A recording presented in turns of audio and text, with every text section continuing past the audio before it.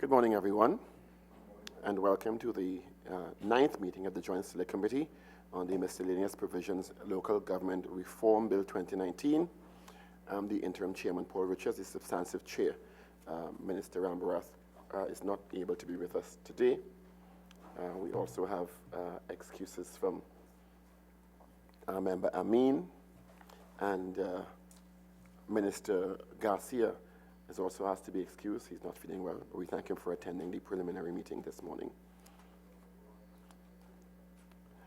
The public hearing is being broadcast on Parliament Channel 11 and Parliament Radio 105.5 FM, and also on the Parliament's YouTube channel, ParlView.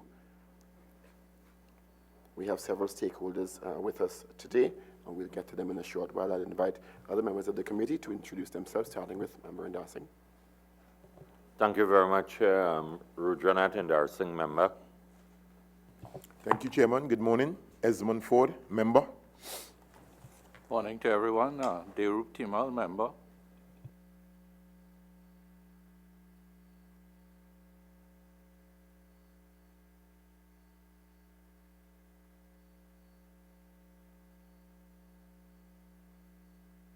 Members, turn on the mics, please.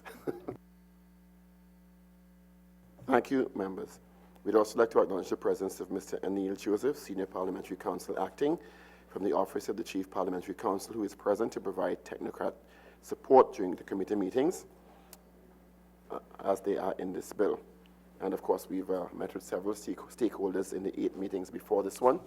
Today we have before us the representatives of the following institutions or agencies: the Arima Business Association, the Arima Vendors Association, the Shagwanas Chamber of Industry and Commerce, the Couva Point Lisas Chamber of Commerce, the Palo Seco Chamber of Commerce, the Penal Debe Chamber of Commerce, the Penal Market Vendors Association, the Port of Spain Central Market Association, the Brincestown Business Development Association, the Rio Claro Market Vendors Association, and the representative from the Sangre Grande Chamber of Commerce is on his way, and we also have a representative from the Tunapuna Chamber of Industry and Commerce.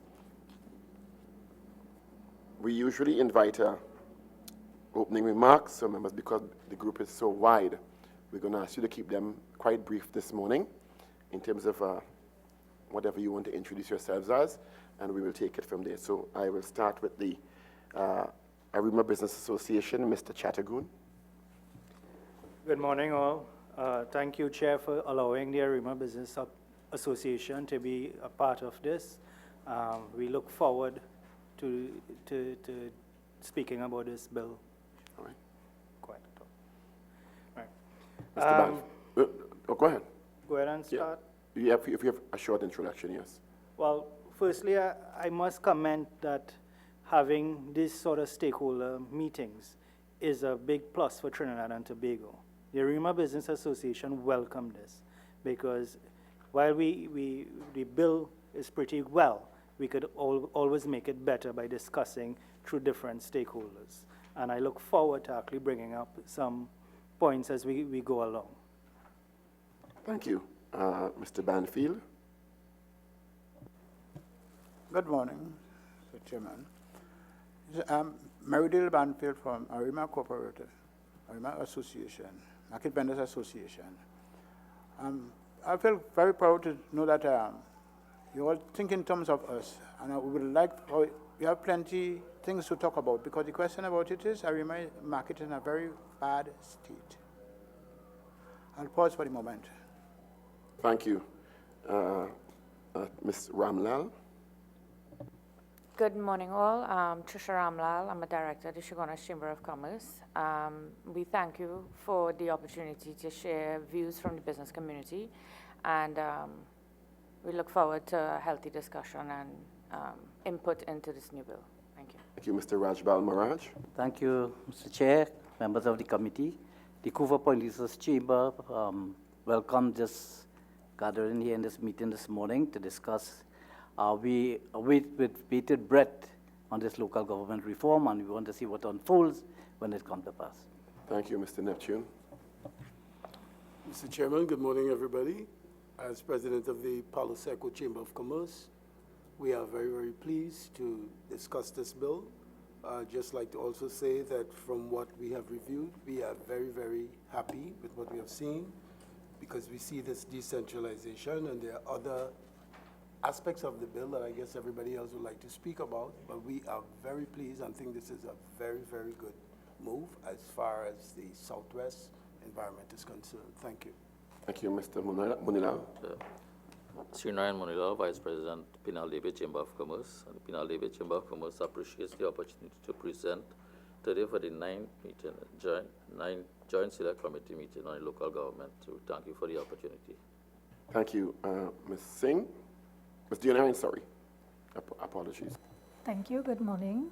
I'm here to represent the Pinal David Regional, the Pinal Market Vendors Association, Danaji Devnanan. Thank you for inviting us, and we would like someone to visit the Pinal Market.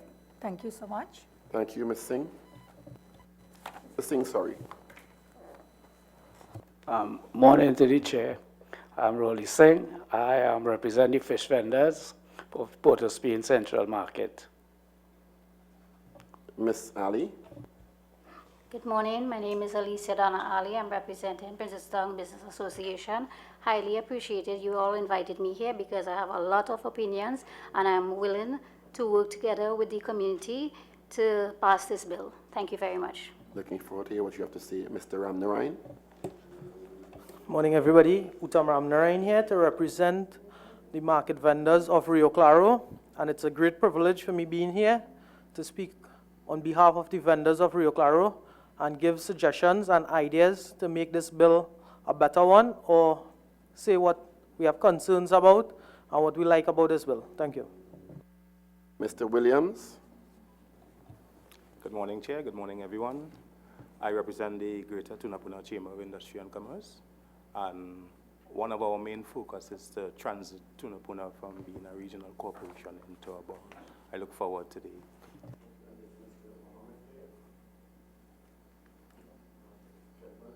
Identify yourself, please. Good morning, Anil Joseph from the Chief Parliamentary Council. Oh, thank you. All right. We also like to acknowledge the presence of Mr. Jayaleda Hastings, manager of the Couva Point Leases Chamber of Commerce, and Ms. Karen Ramsran from the Penal Market Vendors Association.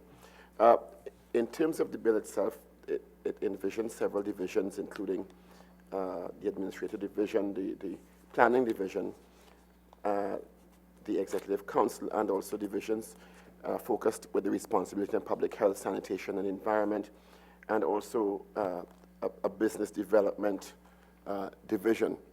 Where the chambers of commerce are concerned, we had a bit of a discussion earlier on about where you see your role in terms of partnering with these city and municipal corporations in terms of the business development aspect. How can the bill be crafted to facilitate that? I don't know if someone wants to start with that.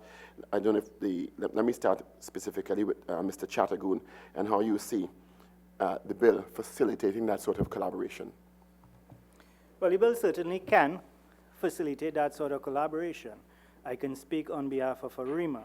We do have close relations with the borough, and we work well towards different aspects, whether it be traffic, whether it be incoming to a business. But the reality is this: it's not fixed on the bill. There is no standard in which it should be. So we kind of always piggybacking rather than actually being a little more aggressive in terms of addressing the business development of ARIMA. The long and short of it is that once you have one of these committees set up by the executive, as the bill will proclaim, as one of the fixed thing, at least the head of the association could be a part of it. They can definitely envision some growth, some sort of marketing for the different boroughs or corporation. You see, at the end of the day, governments, councillors, entities always lean to the business for support. Financially, that is. In this case... So is it that you're suggesting, and the other chamber heads can jump in, that there be a formalization of that sort of arrangement in the bill, or it should be left in the regulations of the corporations? That might be a little above my pay grade, so my suggestion is, yes, it should be a part of the bill So what you will find is that for communities that there is no organization or business organization, now they could actually lobby for one person or one group of people to gather to do that representation. So yes, the simple answer is yes, I believe so. Ms. Ramlal?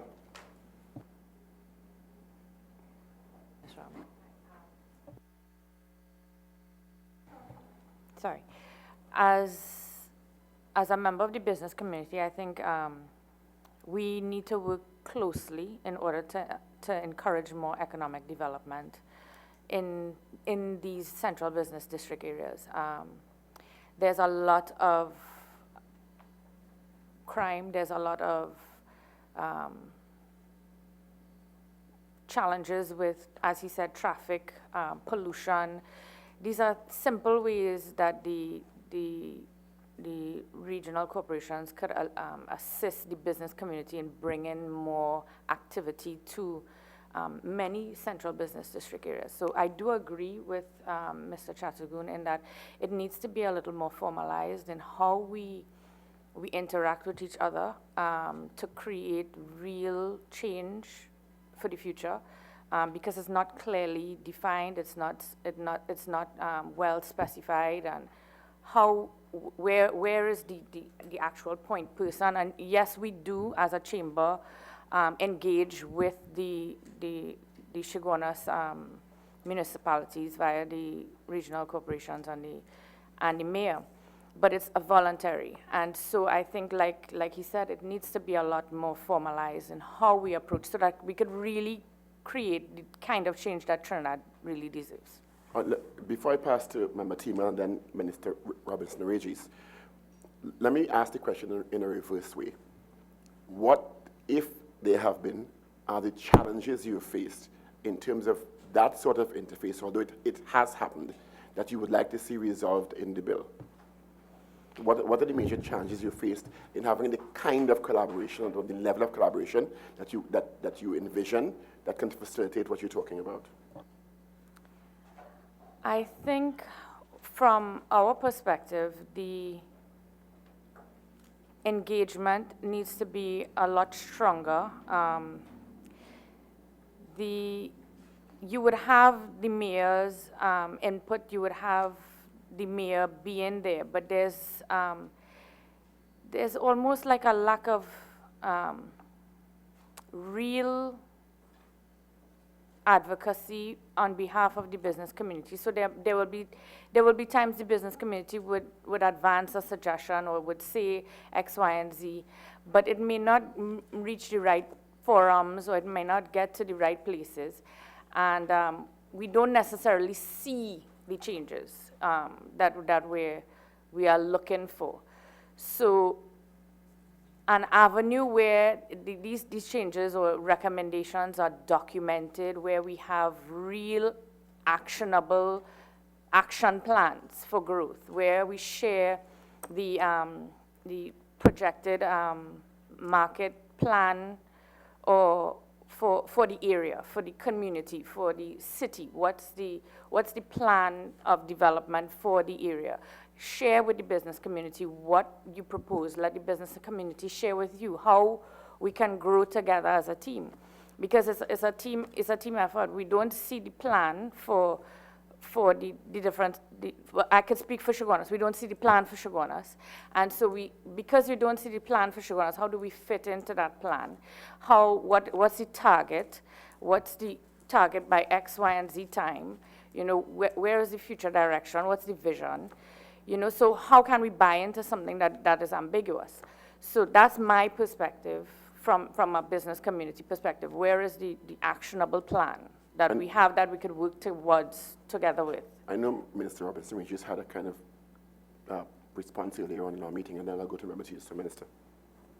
Thank you very much, Mr. Chairman. I wanted to ask a question. Basically, what happens now if you have an issue or if you have an idea that you want to present to the corporation? What happens now? And this is really for anybody who wants to answer. It doesn't have to be Ms. Ramlal. How do you have that interface now? In addition to that, as the Minister of Planning and Development, through the EMA and through other agencies, it is enshrined in legislation that you must have consultation. And on many occasions, you do the consultation and 2 people come out, 10 people come out. Sometimes the very chambers don't send a representative. I'm not saying you all, but this is what has been the history. So sometimes you think that you can formalize it through legislation, but it doesn't necessarily mean that it will work. But if you have an idea of if you can tell us what happens now and perhaps what you see as a mechanism for getting it to work more effectively. So that's really a question to anybody who's there. Honestly speaking, right, for business association itself in Princestown, every time we have meetings, I personally used to go to the businesses myself, invite them to the meeting myself, walk through the town itself, do that. Because at the beginning, I was just an executive member of the business association. And because I got things done of the people I know, I'm talking about government officials and other businesses and other companies like WASA, TNTech, all these kind of things, that the president before, I will not call anybody name, he retired. He stepped down and said, okay, Donna, you take over. So I started to get things done. Now, businesses wanted to get things done in Princestown. We opposed, we went to meetings, all the businesses, the men and women, they said their opinions. Nothing has been done. They're wasting taxpayers' money. They build a sign in Princestown, welcome to Princestown, $150,000. The sign is ridiculous, ugly. Can I just interrupt you? I know you have a lot of grievances, but we're here to deal with a bill. Yeah, I know, but I'm just, if everyone starts to unload their grievances, we will not deal with the bill. No, but Mr. Chairman, I think I understand. While I appreciate you have to respect what she's saying, because she's really talking about the broader idea of the proper allocation of resources in a resource-scarce environment. So, you know, I appreciate what yeah, because that money could have do something else, like proper drainage, it have like where taxis is passed. Again, I appreciate what Dr. Ramachan has said, and while you may cite examples, I really want us to get suggestions for improving the experiences that you're having, especially in the context of the bill. So I appreciate what you're saying in terms of the examples, but if we could get down to what you think, what you can recommend for us to improve the situations in terms of the interaction between your group and the municipal corporation, in your case, Princestown. One example is like, you see how Maxis is stopped like every 5 minutes they will stop somewhere. I suggest that it should have like a small little booth, like probably about 100 feet away, that they could stop, because that is cause congestion. I'm not talking about the town itself, because Maxis is not allowed to pass through Princestown itself. I'm talking about this in like the whole of the country, like the Canupia stretch. So better traffic management. Yes. All right. Thank you. Yes, I think, Ms. Ramlal, when you were talking, you mentioned about actionable plan. And then, particularly with businesses in terms of focus on the corporate social responsibility, that is a major focus of business now. But within the proposed bill itself, I think Chairman Richards had mentioned about the respective divisions that are to be set up. One of them is community development and social services. And actually, it speaks about facilitating community development, and very specifically within that division as well.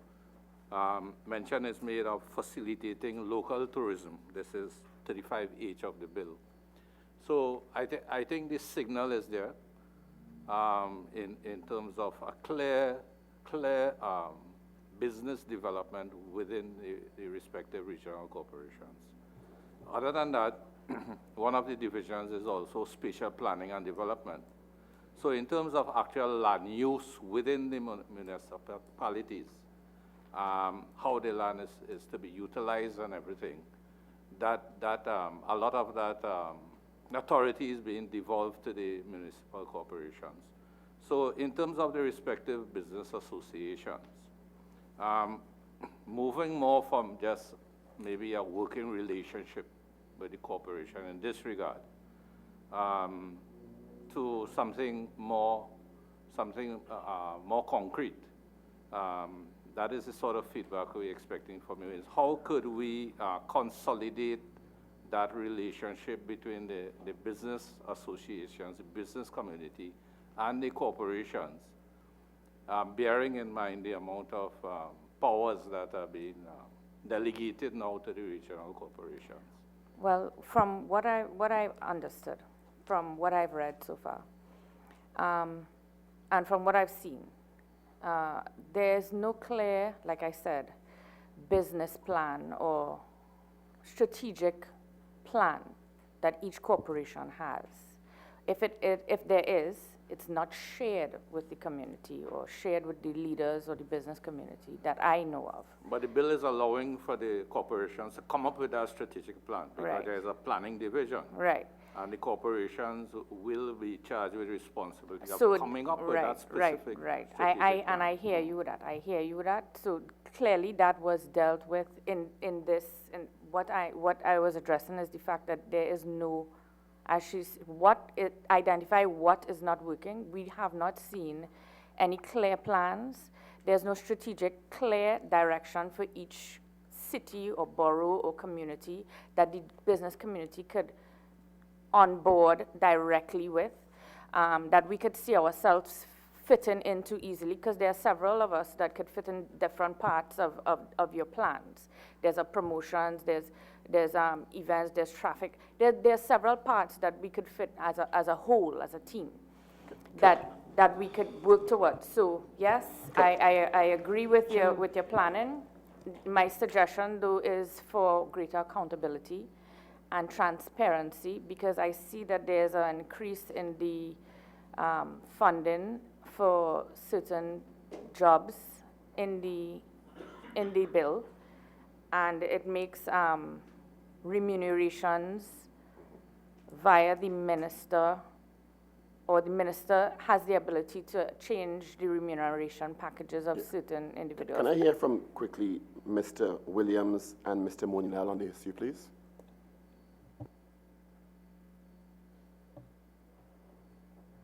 And Mr. Williams first. Thank you, Mr. Chair.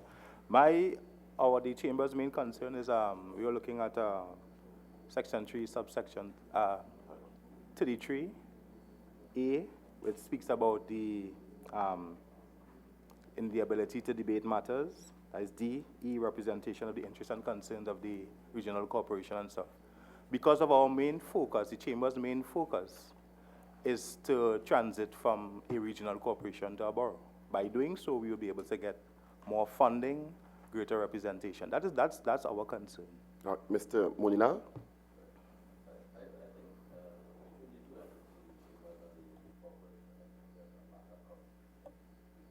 Turn on your mic, please.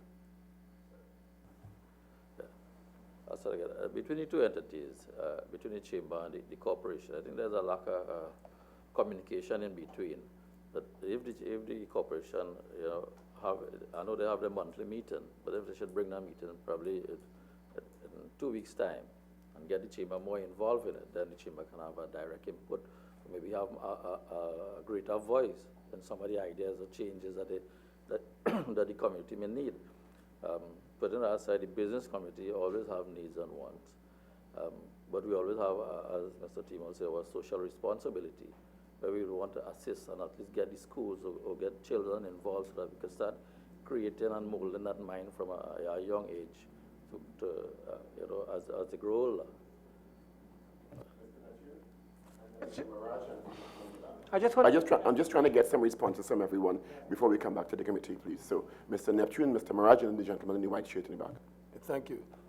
We are a new chamber, and when we looked at the bill, we saw opportunities to work. We saw opportunities to influence what could happen through the advisory council, and we also appreciate the fact that the role of the CEO, which I view as modernization and has more autonomous a more autonomous role. So from our chamber perspective, the issues that are being discussed here, we're not very familiar with it, but we see ourselves as being part of an advisory council and playing a role in the CEO's ability to seek help from outside of his group, so he can seek some expertise or subject matter expertise within our chamber. That's how we view Thank you, Mr. Marajan, and Mr. Ramnarayan. Thank you, Mr. Chair. Well, in Couva, we have some success stories.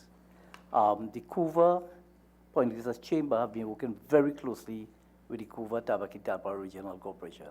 We have projects such as the Sugar and Energy Festival, which is popularly known. Recently, we have started the Calibe Fish Fest. We have the Montserrat Cocoa Farmers Festival as well. And we have had a very strong relationship with both entities. I agree with the formalization of that, and I would want to suggest that we do not name persons, but we name positions to head those committees. And Mr. Ramnarayan and Dr. Ramachan.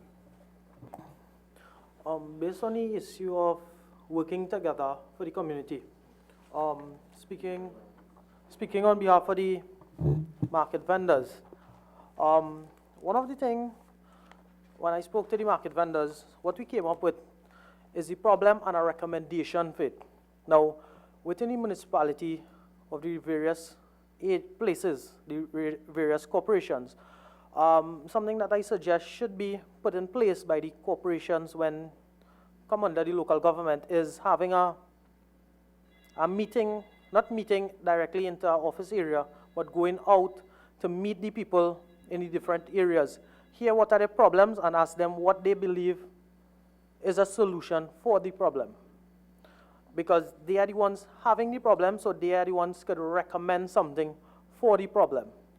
And in that same way, remember, if you have a meeting and you invite them, due to time, people may not be properly well attired, they may not attend the meeting. But if we put something in place that we go out to the communities and find out what are their problems and how they believe it could be eliminated, then it comes back to the corporation, as the case might be, and things put in place now within the executive, and they say, well, okay, this makes sense, that could work so, we could twist it so, or we could do this so. This is the only way that we could work forward if we work together and share our ideas as people within the community and the regional corporations. Thanks. Thank you, Dr. Ramachan, and then Mr. Indarsingh. Yeah. Thank you. I just want to go back to Ms. Ramlal, because you're saying, you give the impression that there's no kind of real consultation between the business community and the Chaguanas Borough Corporation. No, what I'm saying is there is consultation. However, the business community would like to play a bigger part. Right. But have you been on any of those consultations? Yes, and I have via Mr. Charan. So Mr. Charan has been part of a lot of the committees, but like I said, you don't see clearly where, I'm just speaking for right now, you don't see clearly right now where the strategic direction of the boroughs and how easily the business community can onboard. There's no clear trajectory, and when I speak from a formal business Listen, plan. You're talking about Anthony Charan, right? No, Mr. Vishnu Charan. Vishnu Charan. Yes. There's no clear strategic plan, and there's no, and I believe that's what the bill proposes, the ability to be able to plan strategically and onboard the business community. So that is a gap that I have seen right now. Yeah. Okay, I find that hard to believe, with due respect, because every one of the corporations have been doing strategic planning and have produced strategic plans. I myself, as a mayor for Chaguanas, produced a strategic plan. Mr. Buran, as a mayor, produced a strategic plan. Mr. Awang and his team produced a strategic plan. In Tanapuna, Mr. Ford produced a strategic plan. There is an agency, it's very important I say this, because we cannot have a situation where corporations are being unfairly blamed also, or stigma is being placed upon them. I want to defend that for all the corporations. There's a Chaguanas interagency team that was formed in 2014 with the following business groups: Chaguanas Chamber, Kunupia Chamber, Felicity Charleville Business Association, Downtown Chaguanas, Montrose Business Group, and these groups also include the law enforcement and religious, community, and service organizations. And they meet, all the groups meet once a week, and the last Thursday of every month is the general meeting. So I fail to see how you are saying that there is not that consultation taking place, when in fact, I have asked the mayor a while ago to give me, when I leave here, the records of all of those meetings, because it will be a travesty of justice for anyone to suggest that these things are not happening, when in fact the records are there to show. That's not what I'm saying. What I'm saying But it sounded is, like that. No. So maybe I'm miscommunicating. What I'm saying is there is room for more integrated and synergistic work between the business community and the corporations that would encourage greater With due effect in the respect, community. with due respect, and I'm not attacking you, with due respect, how come Mr. Charan, who is a businessman, who was involved with me in developing strategic plan, how come Mr. Charan, who is not a part, continue to be a part of this? I don't believe that this is being represented fairly about the Chaguanas Borough, and might be for other corporations in here also. I am speaking very broadly, very generally, and what I'm saying, and I'm just being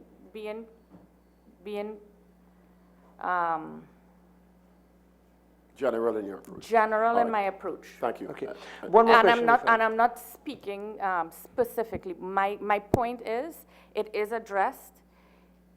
But like I said, there is room for more growth You're talking about together. the depth of the collaboration. The depth of the Thank you. collaboration. Mr. the depth. Endasing? Just want to finish, because I have to leave a little. Sure, Right. go ahead. I wanted to go back to Mr. Marydale Banfield, who really made some interesting comments, and the other person from the Market Vendors Market Association. There's somebody else here. Mr. Ramnarayan. Mr. Ramnarayan.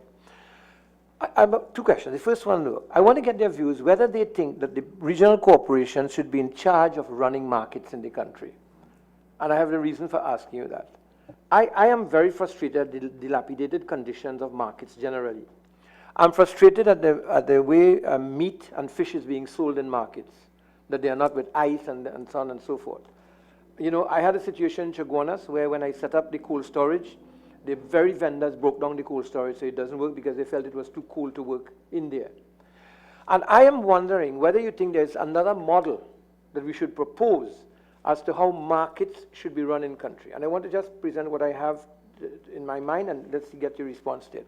I believe that market malls should be set up in the country that should be owned by the vendors, and that the vendors should be allowed to buy shares and to manage those market malls. And when I talk about a market mall, I might be even saying from a bank in the market mall right up to children's play park and children's area and restaurants, everything else and so on. So that when the vendors own the market mall, manage the market mall, the vendors will be able to also to share in the profit of the market malls and develop the market malls. I am therefore for taking away markets from regional corporations, under the purview of regional corporations, and have the vendors set up a management structure in order to build, refurbish, and to run their market malls. And I'm changing the word from market, if you notice, to market malls. Because, you know, people like to shop in malls, and I think we want to give people a broader experience. What is your view on this?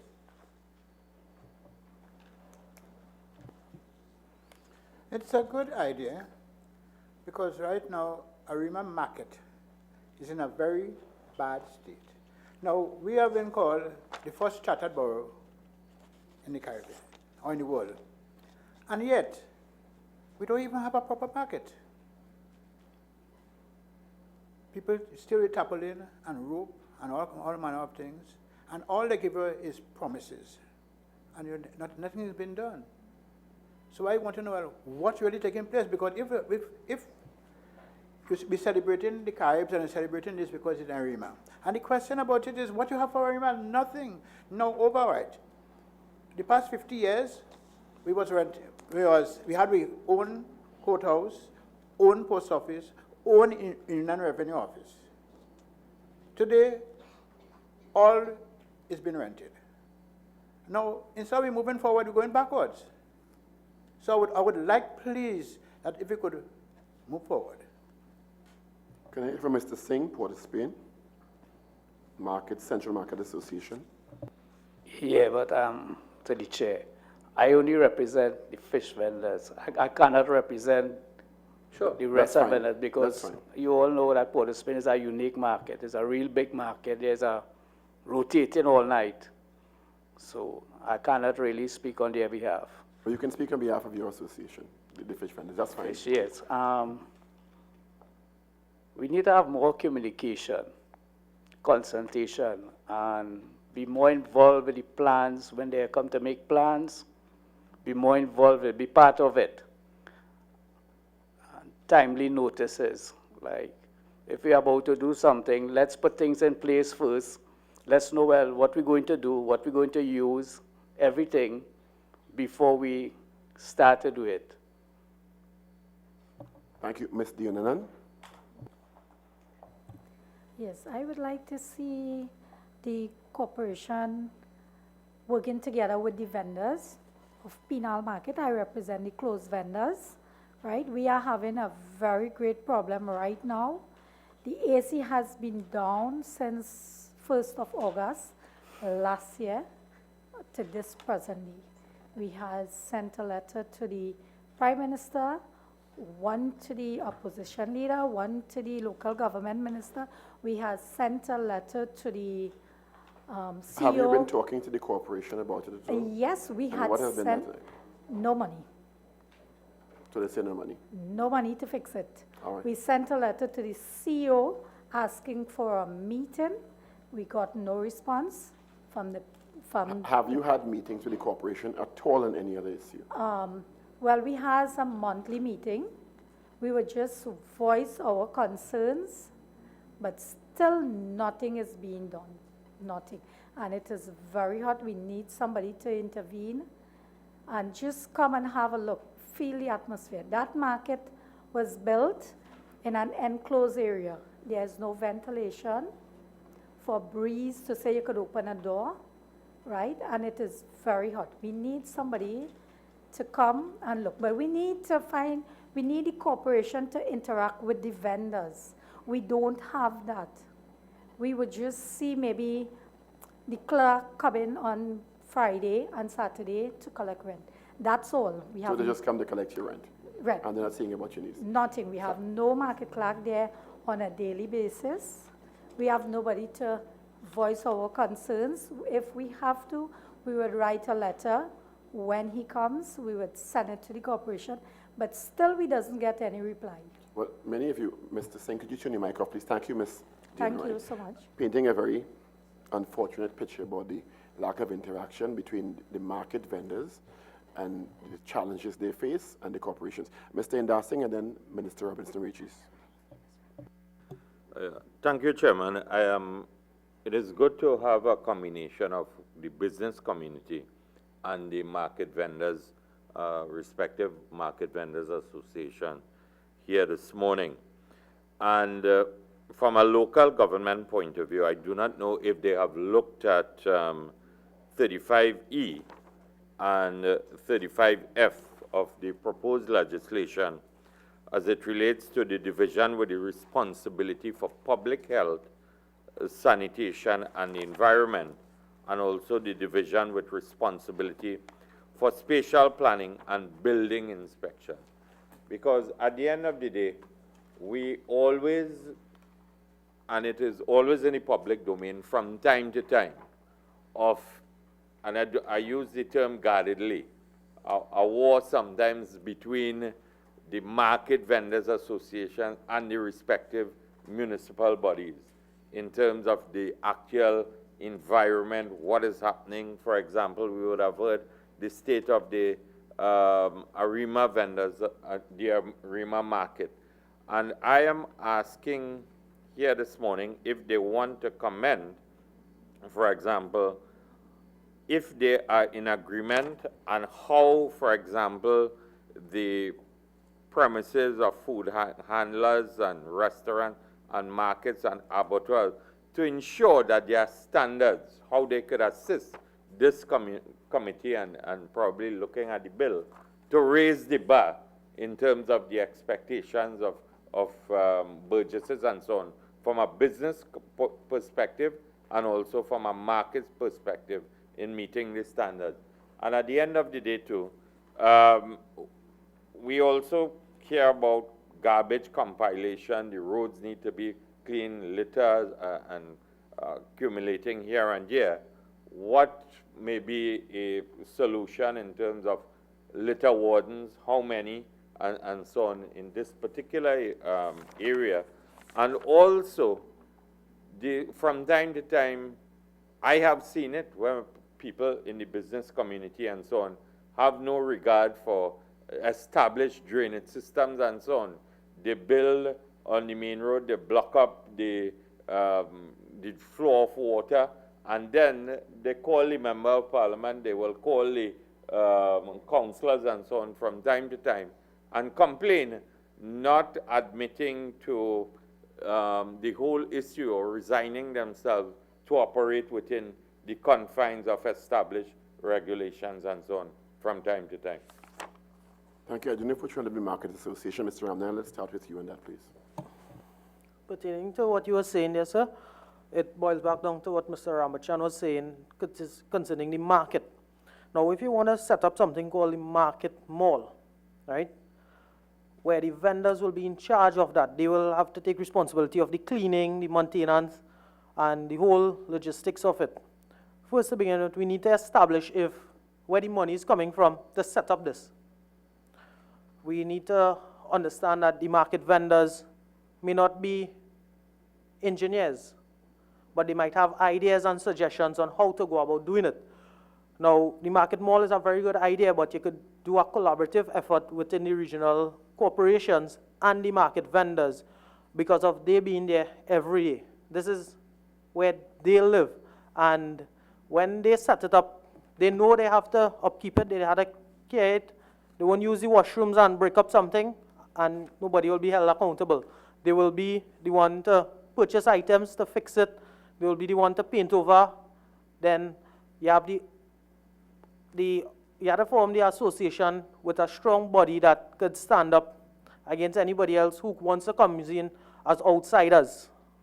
So first we have to establish on who is going to put up the infrastructure, how it is going to be mandated, and because to allow a free flow for the vendors. Chairman, thank you for the intervention.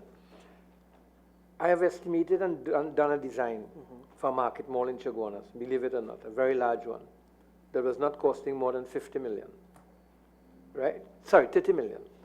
It might have gone up a bit by that. And the idea was to get the government lending institution to lend money to the vendors over a period of 15 years. And I had worked it out for 500 vendors in Chaguanas at an average of $60,000, which means they're paying back $4,000 a year. But they're owning the mall. They're getting the rent from the mall. And if there's profits from it, they're sharing in the profit and developing the mall. If you want to talk about local entrepreneurship and local economic development, you have to start by giving people a stake. People in the market are not going to get a stake unless they get an opportunity to invest. The big businesses in Trinidad, the Sabgas and the Bhagwan Singhs and all of them, the Ramlals in Chaguanas, and all of them, came from small family businesses with small investments. And if we can start, if Ms. Deonanan can start to know that she owns this little place in the Pinal market where she can sell her clothes, and paying a rent that contributes, yes, to her rent, but also to returns and profits, I think you're going to have a different model for building through local government. Dr. Ramjan, are you suggesting a cooperative model? I'm suggesting a cooperative model, but I don't want to use the word cooperative because cooperative has been a failure in this country. So I'm suggesting a model in which they're going to be managing what they own, and I think it can happen. I really, really do believe it can happen. Let me go to Member Ford. You've been waiting. Sorry about that. Again, Mr. Chairman, yes, we can look at it from the point of view, and I'm hearing from most of the members present here today that the communication process between the various municipality, borough or city where you all at, are not of the best nature. But in terms of you all, are you all proactive enough in order in ensuring that the communication process takes place? For example, I've been at the Tunapuna Piak Regional Corporation, And as Mr. Rambachan said in the Chaguanas area, there are strategic plans. The strategic plans are sent out to the various stakeholders, right? Like for the Tunapuna, Greater Tunapuna Chamber of Industry and Commerce, they would receive it. But in terms of the feedback, in terms of the communication, what we want to hear from you all basically is whether it is, as within the legislation, should it be legislated that these various chambers should have a stakeholder intake within the various municipalities where you all reside. Right? Through formalization, however we want to put it. All right? Because again, as Ms. Ramlal is saying, you are saying from where you're sitting that nothing is happening. Mr. Rambachan, who was a past mayor, is saying yes, and he read out what he said. I don't have the information. She didn't say nothing is happening. She didn't say it's happening at the level that she would prefer. Yeah. All right? But to give and take, what I'm saying is that we need to hear from you all this morning, how can we go forward? What suggestions? What implementation? How should we do it? Is it that each president of each chamber should have a representative? You know what I mean? How we are going to do it? Monthly meetings, quarterly meetings? That is what I would like to hear from you all this morning. All right, and just before you answer the question, so we've spent quite a bit of time talking about the challenges. Let's focus on solutions now and recommendations, please. Thank you. Right. Lister, go ahead. Yes, before we ask, I just wanted to repeat. I don't want to repeat what was said by Member Ford, but that is where we really want to go, because for this Joint Select Committee to have any success, the practitioners need to help us to know if this bill is going to work or if we need to do something different. Because the objective of the committee is not just to hear the problems or so. The issue really is this bill going in the right direction? In addition to that, I know, and I'm joining with Member Rambachan here, I know that under the direction of former Minister Hazel Manning, all corporations had to do a strategic plan. And under Minister Rambachan, under Minister Hussain, they've all done those plans, and they've even been updated. Yeah. So it means that there is a plan existing. But if people feel that they don't know what the plan is, then there is obviously some communication gap somewhere. And if it is that the practitioners, which is the chambers, the vendors association, don't feel that they're a part of the plan, then something is missing. There's also a national development plan. So it's not as though a plan is something that just fell from the sky. It was something that was done.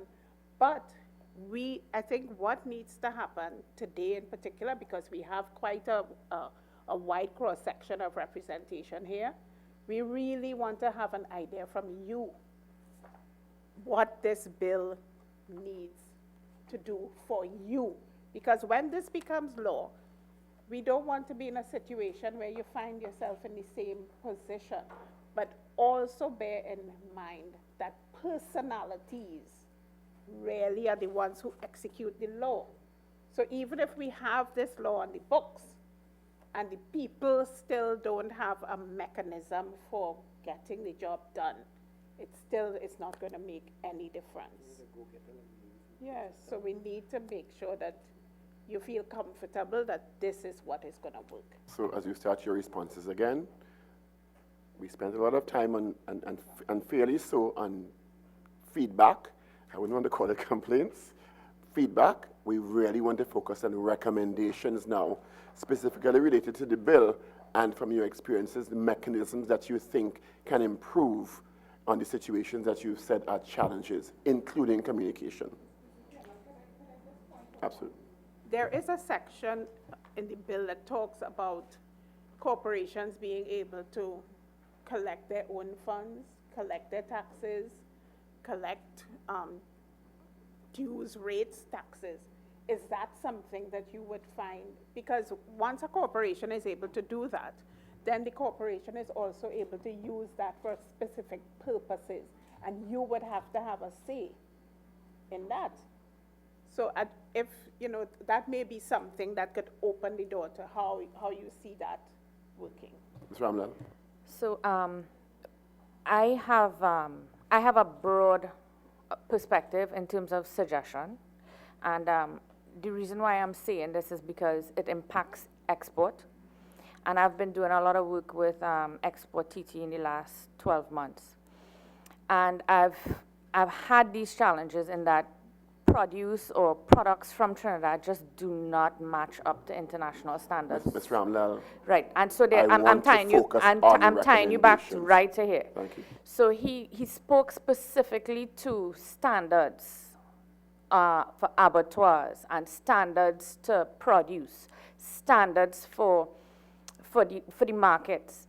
Now, if the markets don't have an international standard by which they operate under, and they don't operate as business people, as a cooperative, as a community, and they don't have... How is that to be achieved?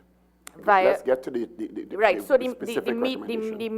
The meat of it is, if the vendors come together as business owners, as Mr. Rambachan suggested, as Ms. Reggie as was suggested in the bill by Mr. Rambachan, right? So if the market vendors come together as business people and are proprietors of their establishment, own stakeholders in the profit sharing, etc. Likewise, like someone suggested, they will, Utam, I believe it was, they will have a greater... Understood. And how is that to be achieved via the bill? That's what I want to know. What is your recommendation? My recommendation is that the vendors form business entities that are able to lobby for themselves and be stakeholders, as the bill said. I think we have... Ms. Ramlal, 1 second. And Ms. Ramlal, 1 second, please. Your idea is noteworthy. Right. We are dealing with a bill here. Mm-hmm. I want to know what your recommendation is to be included in the bill or in the running of the corporations to facilitate that idea that you're generating. Right. We have to deal with the bill. Right. Please. I hear what you're saying, Chairman, if you would allow me to express myself. So there's a tie-in to everything. So if the vendors own the organization, they are able to put representatives in place that are enforcers of HACCP, enforcers of HSC policies and safety policies, which would speak directly to the safety issues of the food that exit the country via these vendors to export markets. And so that creates a chain of U.S. and foreign exchange coming back into the country and higher standards, not only for citizens, but allows anybody to be able to purchase from any market in the country and export. That's my suggestion, that we have business entities that are able to do that, set up via the vendors. Thank you. Minister Hussain. Thank you very much, Mr. Chairman.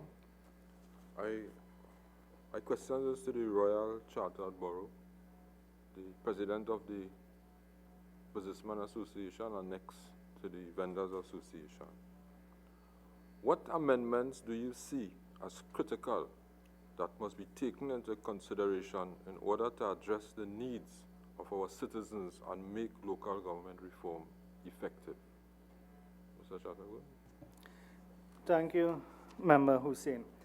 Let me say that it's ARIMA Business Association and not Businessmen Association, because I don't want to get problems when I reach up home, right? Okay. I want to answer that by touching on a little bit of everybody's situation. Member Robinson Regis asked, well, what can we do in terms of on the bill? My suggestion is one, business organizations, chambers, or whatever should be a part in the bill to form some of these groupings, straight up. Because one is that when you appear as a guest around a table, because the ABA Association is a guest at many events as opposed to obligation. So being a registered person that you have to be there comes with certain criteria certain loyalty towards everything, and then you have to partake. We spoke about the strategic plans for different communities, right? Now, the reality is we have a fantastic relationship in ARIMA, so I'm talking general here. Councillors, aldermen who was part of this sort of strategic part for any corporation, any city, any town, comes up with this, maybe with permission of or intake of the CEO and stuff, right? But they may not have a business background. They may not have a retail or understand the hustle in the way which things ought to work.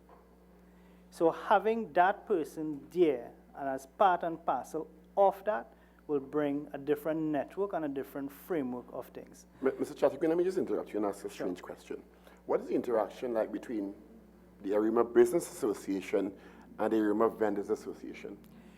Well, and this goes for all the groups here, because to me, that should be fundamental. That should be the first relationship that you're forging, or one of the first relationships that you're forging, because the vendors are business people. Correct. The ARIMA Business Association has to represent the community. The ARIMA Business Association recognizes anybody that earns a living in the heart of ARIMA, not only vendors, but also taxi association, because they are the ones to bring commerce. The Vendors Association is an attraction to our town center.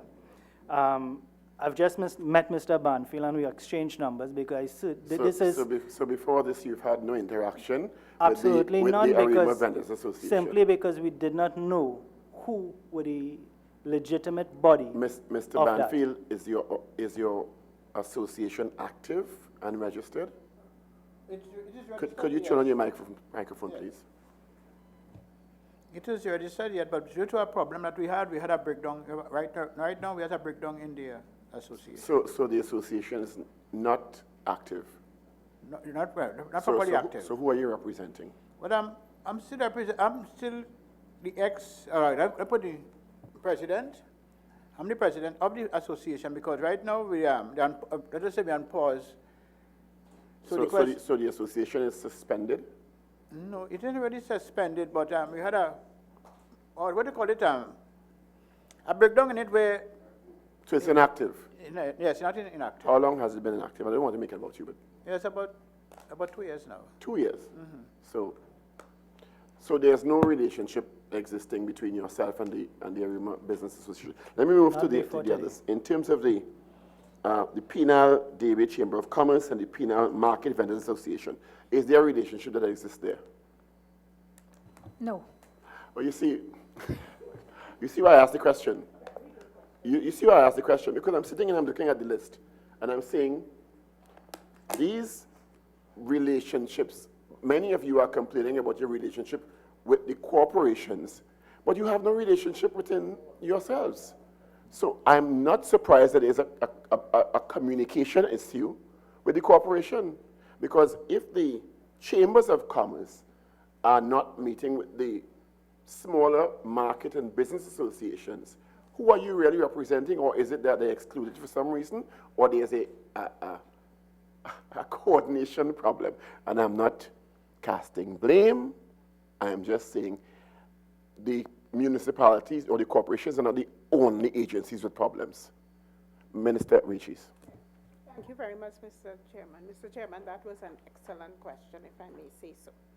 And being the only one here from ARIMA, Mr. Banfield, I know Mr. Banfield's organization is totally defunct. So it's not even that they're inactive, they're defunct. So I don't know how Mr. Banfield could purport to speak on behalf of the Vendors Association. That's unfortunate. So I don't think we need to get into an argument, but it says a lot for what is taking place, because Mr. Banfield cannot speak on behalf of the vendors, and it's unfortunate that the vendors did not send someone who could actually speak on their behalf, because ARIMA's market is very important to ARIMians. And yes, and the market vendors have an important stake in what is taking place in these corporations. And in many instances, that is an issue that needs to be resolved. It may even be resolved here, because if they have a stake, let's say we decided to make an amendment and list the people who need to be on these committees. The Vendors Association is an integral part, you know, it is. Well, may I suggest the first meeting you hold after this one, in the shortest possible time, is between yourselves. The Business Association and with the greatest of respect, and the Vendors Associations, because then you can advocate with a more unified voice and possibly resolve some of the issues or challenges you're having with the municipal corporations. Member Indar Singh was waiting a while. Sorry about that. No, Chairman, I will pass based on what I see is unfolding in terms of issues between the different organizations and so on. But I wanted to ask you know, you can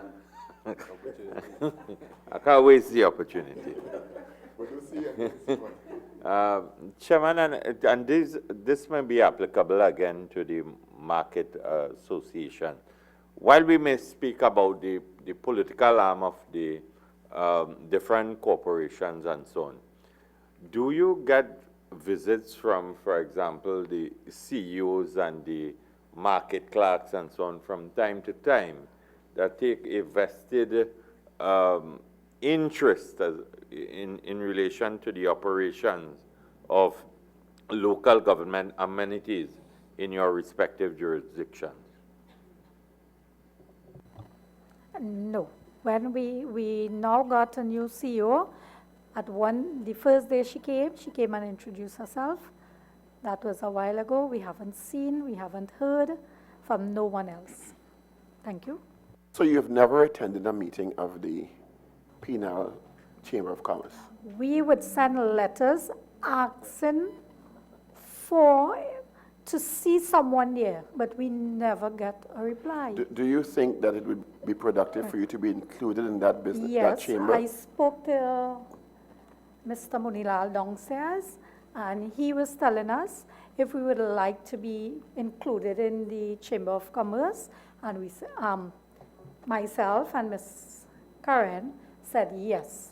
Chairman, I moved away from this issue of inclusion in the respective business entities. What I was really looking at, and I wanted to get a feedback from especially the market vendors and so on. We are speaking about local government reform and meeting standards and operationalizing the bill and issues and so on. In terms of the day-to-day, I do expect the market clerks and the CEOs to visit every day, but have they been taking a hands-on approach into doing field visits and so on periodically to get an insight on the issues affecting stakeholders? I have a suggestion. Please do. We spoke about strategic planning and we're talking about communication problems. What I think is missing from the bill is something that captures performance management. So I feel all corporations should have a performance metric along key items that we measure, and then there should be a way to publish those performances quarterly. The benefit of that is very simple. The general public and all stakeholders would be looking at performance, and if something is low or is underperforming. There's a performance appraisal provision in the bill for the corporation and many of its officers. Member Timal, you're waiting a while. Yeah, okay. Just to change the direction a bit of the discussion, particularly from the Chamber of Commerce, the business fraternity. In terms of building permits, building approvals for renovations, new construction, etc. In terms of your members, are there any particular concerns you all have in this regard? Or problems, challenges? I would like to start off saying yes, absolutely. In this bill, you all propose, or what is being proposed, is giving the corporation sublets of Town and Country, EMA, and so on, right? But nowhere there's timelines. Far too often, applications are made, and when you do follow up in the timeline that they give you, the file is lost. So to answer your question, yes, there are major discrepancies where that is concerned. We are saying that, okay, if you're giving permission for, because you're trying to decentralize the government or the local authority for what they say simple development, I believe, as opposed to complex development. Yeah. And you don't want to apply for something and you don't know what is a reasonable time in terms of application. We were doing something with the Commissioner of Police a year or two ago. My personal experience, I will give you an example, is that Highways Division took 3 years before giving me a response on a project. Now, what is to say that I have a good relationship or a bad relationship with council? Would it speed it up or would it take longer? And that is what we would like some standardization in terms of time of application. The other forefront is appeal boards, because at the end of the day, every organization have a personality. And based on that personality, you may get an approval or you may not get an approval. And other than taking legal redress to actually go to court, and that takes some time, it ought to have, in some of these things, some not court of appeal, but some appeal board. In answering Member Hussein in a short response, can this work? Yes, it can. But it is only as good, this bill is only as good as the paper is written on if it is not monitored, if it is not carried out in the way it was supposed to, because the previous bill, after going through a bit of snippets throughout, was a fantastic bill. But where is the breakdown for a fair day's work, for a fair day's pay? Where is the mismanagement of all the funds? I don't understand that how can we claim that we don't have funds, but yet in the media, one corporation is being levied on, and then a few weeks after finds quite a few millions of dollars.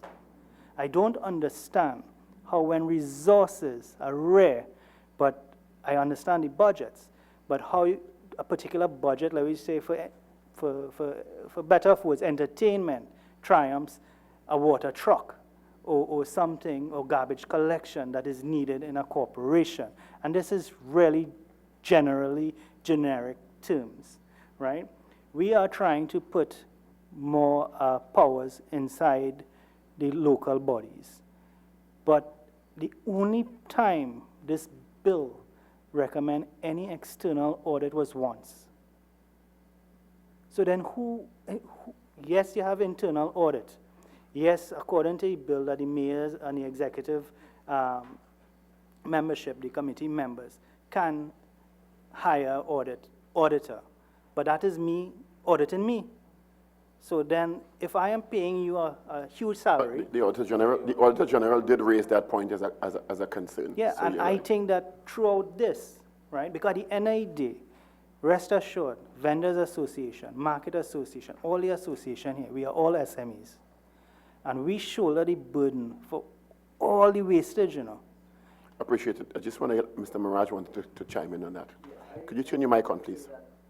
Could you turn on your microphone, please? Sorry.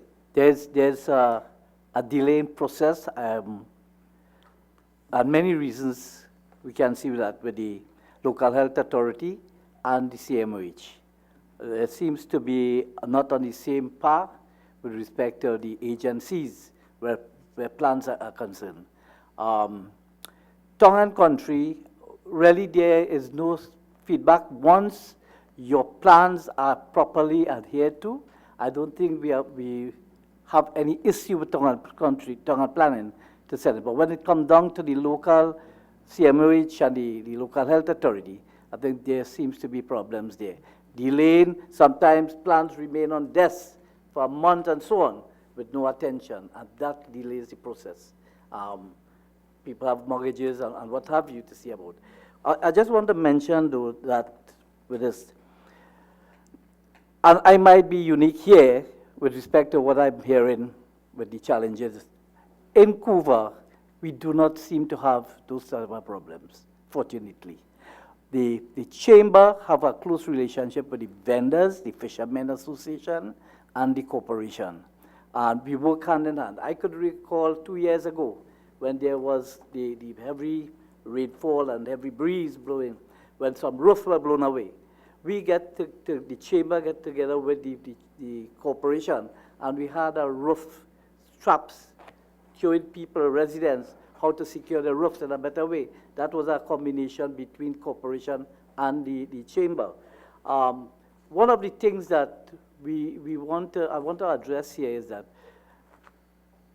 many of the agencies here and the bodies, there's a regional coordinating meeting at the corporations. And I think it is in their interest, if the invitation that comes forward, to approach the corporation, whether it be the chairman or the CEO, to say that I want to be part and parcel of this meeting. So you'll get an opportunity to address your concerns and make representation on your organization. But I want to let the minister know, the dear minister, that even at those meetings, the agencies that are represented, they are coming without information. Some are supervisors and foremen, and we're not getting the kind of representation from the agency top level. So the meeting is now becoming something like a waste of time. Sorry to say that, but if it is that people who are coming there come with the issues and come with the answers at the regional coordinated meeting, I think we can go a long way in many of the ills that we are faced between corporation, the business association, and vendors and what have you, stakeholders. Thank you. Well said, Member Ford. Again, just to follow up on Mr. Maraj's comment, in this bill, in the new legislation, that has been identified in order to ensure that at the regional coordinating committee, the individuals and the personnel that are representing the various organizations must be able to ascertain the information, the question and answers in going forward. My question, I want to direct it to the Greater Tunapuna Chamber. In your opening statement, you mentioned about Tunapuna Piako going from a corporation to a borough one, right? I want to know what your chamber has done with regards to that statement, if you will have submitted proposals to the regional corporation, one, and two, within the Tunapuna East-West corridor area there, the traffic, as you know, coming from the area, it's ridiculous. What plans, if you all have any, and if you all have submitted being proactive by sending it to the regional corporation, even though you have been saying that you have not seen no strategic plans as the case may be. What have you all done as a chamber in going forward with regards to those two aspects? A borough, going from a corporation to a borough one, and traffic plan with regards to the region. Thank you very much, Mr. Chair. Member Ford, sir, I may not be able to answer that question as I'm new on the chamber, please. But I just want to lend us a solution to some of the discussions that we would have had further on, starting from Member Rambachan when he, and the Honorable MP, Rambachan, when he spoke about the market vendors and the refrigeration system and stuff. There is something I believe that even if they go into ownership of a market mall, as it were, as it is called, if you want to call it that the owning of it may only allow the person to secure their area of it. And there's something I would use the letters are SCR, Systems, Culture, Revolution. We have to put systems in place to change the culture. Once the culture is changed, we'll have that violent revolution of the mind, mind you, of the mind. Because people, if we have it, we still don't know what to do with it. We must find systems to change the culture. Some other things that I was looking at in the bill, it's 37A and number 4. It says the municipal corporation may hold quarterly meetings. And if they are quarterly, meaning that very few times for the year meetings will be held. And I think that should be changed to shall hold and not quarterly meetings, but it shall be changed to as often as is necessary, or some intervals or at intervals there. May hold, meaning that there's neither here or there to me. I don't bound to hold it. And the more meetings you could have is the more feedback you could get from between chamber, corporation, and members of the various stakeholders, if you want to put it that way. Again, I understand the statement, but what will be very interesting, though, is that seeing that you are still new, if that information could be forwarded to the regional corporation. I will in forward. order to help them in planning, right? Again, I just want to go back to your last statement there with regards to 37A, and we come down to 4. A municipal corporation may hold quarterly meetings with its burgesses to inform of the performance. Yeah. Right, that's with regards to the performance aspect of the corporation. This is separate and apart from the statutory meetings that will continue to be held every month, right, which again is open to the general public. Anyone don't have to be invited to go to a statutory meeting in any one of the borough, the corporation, or the city. You can walk off the street and go into the meeting once you are properly attired, right?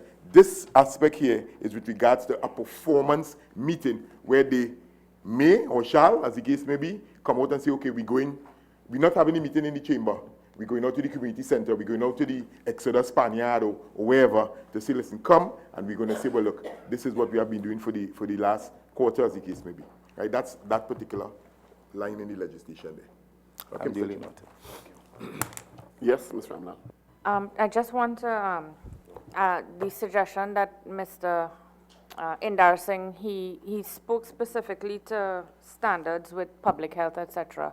And I don't want us to operate in a silo because I know the Minister of Trade is doing a lot of work trying to get exports out. And so we need to not operate in silos, as he rightfully said. And if we could have international standards included in this section 35E, that would improve significantly the output from the farmers that are able to actually exit the country easily into export markets and earn us foreign exchange. That's my suggestion. Thank you. Yes, Mr. Banfield. I would like to clear up that with the Honorable Minister, which she said she know me, but she don't. Because the question is, I am officially registered president of the Market Vendors Association, and due to lies from the parliament, from the corporation, I ended up having to stand back. Now the vendors still look upwards to me to do anything that they have to do. I appreciate that, but you, in your own words, said the organization has been defunct for 2 years. But the members still, yeah, but there's market vendors, they may anytime they have a problem, is how they come to get to the association. And that's great, but these are official representatives, and I appreciate your contribution today, but I think in terms of the accuracy of the records, I could be wrong, but I don't think someone could represent a defunct or suspended organization. So, but I appreciate your contribution today. What we're looking to do is wrap up now, so I'm going to invite the representatives here to make their closing comments, starting with Mr. Chattergoon. You turn your mic off, please, Mr. Banfield. Thank you. Thank you, Chair. There's so much more that I think need to be said in terms of a little nitty-gritty. I don't know if you would allow me. I won't take more than 2 minutes, right? 33I, you have where I believe is the health person could only operate between 8 to 5. There's no Monday to Friday. It does not say 7 days for the week or so. That buying this is that most people now in a modern day family. What section is that again, sorry? 33I, page 15 on your thing, right? Most persons are not home between these hours, so I'm not sure if they will want to reconsider doing it on a Saturday or so on. But by this being in a bill, tells the employee who is doing the job is 8 to 5 typically to me means Monday to Friday, is that if I'm to work on a Saturday, you're asking for double and triple time and that sort of thing, yeah? Well, I spoke about the external audit already. Page 25, 35G, E. I'm unclear as to what is an acceptable performance. Who is going to set this? because it says that I believe it's the mayor or so, or the council, will have that job performance, what is acceptable. And this is why I think that an external body need to do this, because you don't want to have that in a REMA for a day work, they pay down 4 blocks, for matter speaking, but in San Fernando, they pay down quarter. It have to have some scope of work in terms of what you expect for labor, that is. You're talking about standardization. Some sort of standardization, but I don't think that, I mean, I say, if tomorrow I become mayor, there's so much that I do not know. So I cannot set a standard for that. I need external help or some guidance to that, right? Because you don't want an instant that my friend, family, and so on, my standard might be come, clock in, and go back out. I get your point. Right. Page 31, 38, 1, Dolby, right? It says about the mayor being looking over, or has the CEO now has to report to the mayor. We've covered that already in previous meetings. All right. So in terms of the ambiguity of who the CEO reports to. And then you have that, what if there's personality clashes, right?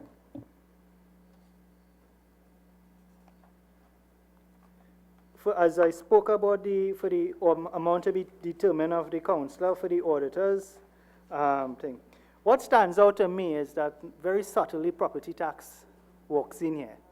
It certainly clears the way. It's not subtle. It's not subtle. Right? It's very overt. And on behalf of Trinidad and Tobago, we beg, not just yet, because things are very, very high. That's over my pay grade. I understand. Right. With that, I want to say thank you for allowing the Arima Business Association and its members to have a voice here. This must work if we want it to work. I believe it's a good bill. I believe the intention is good. I am concerned about the follow-up procedures after audit job performance, because at the end of the day, there is some disconnect in Trinidad and Tobago between government spending, private citizen, taxpayer, and the normal man. For some reason, people think they are 4 different people, right? Because if we, as a taxpayer, go and give our hour work for a day pay, we have to foot that bill. And that is a culture thing. So by having the right checks, the right balance, because everybody wants a borough work, you know. Everybody wants a government job because they could do exactly the most, just not to get fired, rather than really give what it takes. And with that, I thank you. Thank you for your contribution, Mr. Banfield. Could you turn on your microphone, please? Well, the question about this is, what as my fellow brother here, what he said is the correct thing that we should work with. That's it. Yes. Thank you so much, Mr. Ramlal. Mr. Chairman, members of the committee, I want to say thank you from the Shigona Chamber of Commerce for the opportunity to speak and have our view shared. I have a concern in terms of criteria of selection, Section 12, Section 17. I believe Section 17 may require an HR audit for wages in order to set out clear remuneration packages. Section 77, in terms of disclosure of tax information, is of concern to me. And I believe, as Mr. Chattergoon said, transparency and the ability to account for taxpayers' dollars is a significant concern to all taxpayers. And as I was indicating, we have to not operate in silos and see how we affect each other, and the local vendors and farmers affect the ability to interact trade in the international world, and we have to have standards on a local level, international standards that comply, that allow easy cultural change, as it was indicated by the chamber, Tunapuna Chamber, so that the change is cultural, it's enforced, and it's evolutionary and revolutionary, and it creates real change. Thank you. Thank you. Trinidad and Tobago is a big ship that turns very slowly. Thank you, Mr. Ramlal. Thank you, Mr. Chairman. No, small Mr. shift Chairman, to I know that Mr. we will be collected with the reform rates and taxes corporations. But where we sit at Couva, with this large industrial estate, we believe that, you know, the usage of our roads, even local roads, bridges, drainage issues, I think we should be, or there should be some provision for some collection, whether it's a percentage basis, from the corporate tax. For the thing. We feel that, we really feel that it has taken quite a bit of time for the planning and facilitation development, because granting of approval was just mentioned, the adequate resources as well as proper checks and balances. We need that because to prevent further corruption and favoritism that presently exists. Decentralization, we believe, is to be really made real and true to form, aligned to the local districts and communities. Power from government to be devoluted to the local government, etc. Example, early resolution of matters and timely resolution of matters, that is. With that, I believe that the questions still arise that who should be considered. I think that the corporation should be held at the helm for whatever chambers and whatever agencies coming together. The corporation should oversee those kind of bodies. Thank you. Thank you, Mr. Marach. Mr. Neptune. Thank you, Mr. Chairman. On behalf of the Palo Seco Chamber of Commerce and all the people in that southwestern neighborhood that's going through the transformation, we welcome this bill. We see it as something that works in our favor. We plan to take advantage of it. We see decentralization as a positive thing. We see the opportunities to implement best practices. We see it as an opportunity for better governance. We see it as a better quality of life for all. We also think that it allows for effective and efficient management. And we're just waiting on the pronouncement. Thank you for the opportunity to speak. Mr. Munila. Thank you, Mr. Chairman. May I ask your permission just to read a couple lines Please do. What I have prepared here. Limited funding within the regional corporation need to be assessed. And I want to reiterate, the Chamber's President, Mr. Ramprasad Siraj, has often stressed the fact that Trinidad and Tobago has often stressed on the fact that Tobago, whose population is 60,000, is allotted $2 to $3 billion annually, whereas the Penal-Debe region, a region whose population stands approximately 90,000, is only allocated $60 million. It is because of that reason we propose that the taxes received from the taxpayers of the country can be invested into regional cooperation in order to be put to more suitable use. For instance, construction and maintenance of local roads and bridges, beautifying and cleaning the environment and promoting culture, open brackets, establishing heritage and historical sites, and sports within the public to encourage economic and community development, open brackets, creation of jobs and entrepreneurs, close bracket. Secondly, there should be an effective structure and organization as stated in section 35A, and this is just little snippets that's come out from it, within the body of a corporation where several departments conduct duties effectively to better impact the society, with special attention to internal audit of corporation to improve transparency and accountability, sports, youth and community development, and social services which can positively foster a change in the minds of the children in communities to be driven and ambitious. I thank you on behalf of the Penal-Debe Chamber for this opportunity. Thank you, Ms. Dinoin. Thank you. Could I have a suggestion? Ms. Karen sent me a note. Could I read it? Okay, in our municipal market law bylaws, right? Right now, Ms. Karen represents the Vegetables Association, right? But we had a mix-up on, her name was not here. So she sent me a note.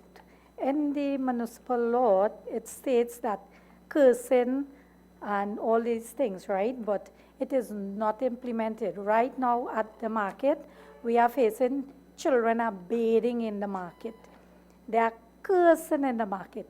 They are brushing teeth in the market, which is downstairs, right? I am at the upper floor. I would not be able to see these things. So Ms. Karen sent me this note to highlight it to the corporation, so whomever could see it fit to intervene, right? And drinking alcohol, right? And their drug use at the penal market, right? So it is in the municipal act here, but it is not implemented. Lots of cursing. Every single day, lots of cursing. That is from Ms. Karen, right? And I thank you on behalf of the Penal Market Vendors Association. Thank you for this opportunity of having me here. I do appreciate it. Thank you so much. Thank you. I hope the chamber includes you in your next meeting. All the chambers include the associations in the next meetings. Yes. Mr. Singh? Yeah, I'll make it a little clear. Here in association register, that registered or unregistered? We're not registered. You should still be included. Right. You're a stakeholder. No, but let's make it. But what I want to add to this is slightly a little different. Like, when we have things to do, changes to do, upgrades to do, we, the vendor, be part of it in discussion and agreement. And it must not just become on a hard-handed effect then. We maybe take probably a month to discuss it, so we can take with time, go through it, make sure it works for both parties, so we have no set of discomfort, no set of losses, and you could probably advise your customers, well, what will be happening, right? Apparently now we hardly have that. But I hope it changed because we have a new administrator now. So I hope we can do some more dialogue and have better things when changes have to do, and it fits both parties, not where one party wants to go, but is it adaptable to us? Is it real? Because some things just be a little unreal. And with that, I say, well, thanks, and I didn't really get a chance to go through your whole the law, so I can't really comment too much on it. Sorry about that. And this goes to everyone. Everyone can submit additional commentary or suggestions and recommendations via email and send it to the Secretariat, right? Thank you, Mr. Singh. Yes? One more thing I like to add. Our market, when there's a public holiday, it closes. That's the Port of Spain market. I would like to see, especially when the holiday fall on a weekend, like a Saturday, it open. Thank you. Ms. Ali? Excuse me, Chairman, right? I only got the email yesterday pertaining to this, right? So I briefly wrote down a few things that I'm a little displeased about. I'm talking about in any public places, like government places, right? Like, people get too comfortable in a position. Like, Ms. Ali, we're running. Just a short. Please make it short. And it's short, very short. Like building inspector, health inspectors, when they get too comfortable, they have paperwork piled up and they're not getting any work done, and business people are being held back of getting their things done. So I think that you all should do something about that. Like if I am a building inspector in Princestown, let me stay there for 3 months and put me a REMA. You know, is a suggestion, because people get comfortable in a position, in a place quickly, and they just don't care anymore, and work up, be piled up, and everybody have their own businesses here about. Thank you. No questions. Mr. Ramnarayan? Mr. Chairman, first, pertaining to vendors, I want to make a recommendation to change, or if it could happen, change some of the laws, any bylaws, to facilitate the vendors on them. A simple little thing is that the closing time on a public holiday or a Sunday is from 6 to 9 a.m. This causes a problem for the vendors because 9 a.m. is when people now getting up, some of them, some people in church, they're not coming out yet. So if some of the things could be amended within the bylaws to facilitate some of the needs of the vendors, not all, I'm saying some, right? And well, we're on time, we're running on time, so I'd just like to say thank you all for having me here, and it was a great opportunity. Thank you. Thank you so much, Mr. Williams. Thank you very much, Mr. Chair. If you would allow me just to read a little statistics, please. Pertaining to the Tunapuna Regional Corporation, the Tunapuna Regional Corporation is the largest corporation in Trinidad. As far as some areas in Blanchishes, the Caroni area, San Agustin area, we have the university, we have churches, we have schools, major stuff like that. Hence our reason for wanting the transformation from the regional corporation to borough status. We would continue to speak with the MP, who is very accessible, and we look forward to the continued relationship. Is the MP there? To ask Mr. Chairman. The Honorable MP, Esmond Ford, sir. So we look forward who's to... the MP there? In Tunapuna? Sorry, the minister, sorry. Sorry. You finished, Mr. Williams? Yes, so I'll be distracted, Mr. Ford. Thank you. Okay, and we look forward to the continued relationship with the Honorable Member of Parliament and Members of Parliament. Members of the Parliament, right. Thanks a lot. Thank you. I would like to thank all of you for coming in and your candor and your honesty in your commentary today. You're also invited once again to submit additional comments or even the comments you thought you would have outlined today in a formal document based on our discussions and send it to the Secretariat. And I just want to remind us of the closing but important words of our anthem. Here every creed and race finds an equal place. And may God bless our nation. Thank you all. On behalf of the members of the committee, this meeting is adjourned.